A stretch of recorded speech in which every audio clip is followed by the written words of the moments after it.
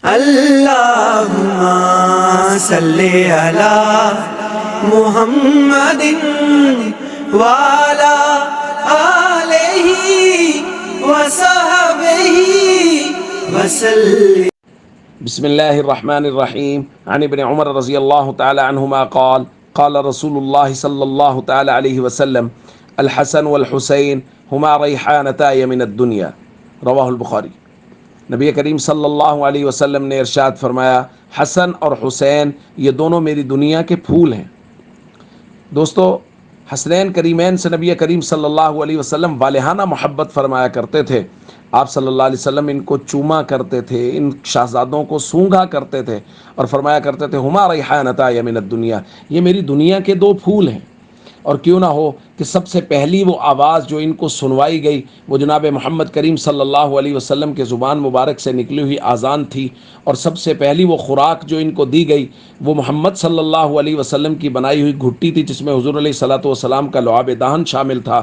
اور کیوں نہ ہو کہ یہ سیدہ خاتون جنت سیدہ فاطمۃ الزہرا رضی اللہ تعالیٰ عنہا کے لخت جگر ہیں، اور شیر خدا سیدنا علی المرتضیٰ رضی اللہ تعالیٰ عنہ کے نور نظر ہیں۔ اور کیوں نہ ہو کہ سیدہ خدیجۃ الکبریٰ رضی اللہ تعالیٰ عنہ اور محمد کریم صلی اللہ تعالیٰ علیہ وسلم کے نواسے ہیں۔ اور بے شمار فضائل کتب احادیث میں صحابہ کرام نے اہل بیت کے اور خاص طور پہ حسنین کریمین رضی اللہ تعالیٰ عنہما کے بیان فرمائے ہیں، اور یہ فضائل صحابہ بیان کر کے بتا رہے ہیں۔ محرم الحرام میں بعض مجلسوں کی آڑ میں بہت سارے لوگ صحابہ اور اہل بیت کے درمیان میں غلط فہمیاں اور دشمنیاں بیان کرنے کی کوشش کرتے ہیں۔ اب آج کی روایت کو دیکھ لیجئے، نبی کریم صلی اللہ علیہ وسلم کی اس روایت کو بیان کرنے والے ابن عمر ہیں رضی اللہ تعالیٰ عنہما، جو ایک صحابی ہیں جن کے والد پر نعوذ باللہ بہت سے دجال اور کذاب لوگ یہ الزام لگاتے ہیں کہ انہوں نے اہل بیت پہ بڑے مظالم کیے۔ تو اگر ان کے درمیان میں دشمنیاں تھیں اور اہل بیت صحابہ خدا نہ خواستہ اہل بیت کو برداشت نہیں کرتے تھے، تو پھر ان کے فضائل کی احادیث بیان کرنے والے تو تمام تر صحابہ کرام ہی ہیں۔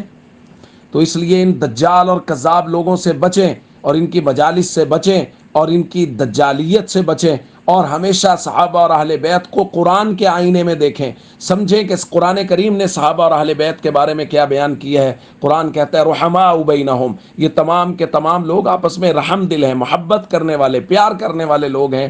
بہت سارے لوگ ان کے درمیان میں جو غلط فہمیاں بیان کرتے ہیں ان سے ہمیشہ بچیں، اور صحابہ اور اہل بیت سے ہمیشہ والہانہ محبت رکھیں۔ السلام علیکم ورحمۃ اللہ وبرکاتہ۔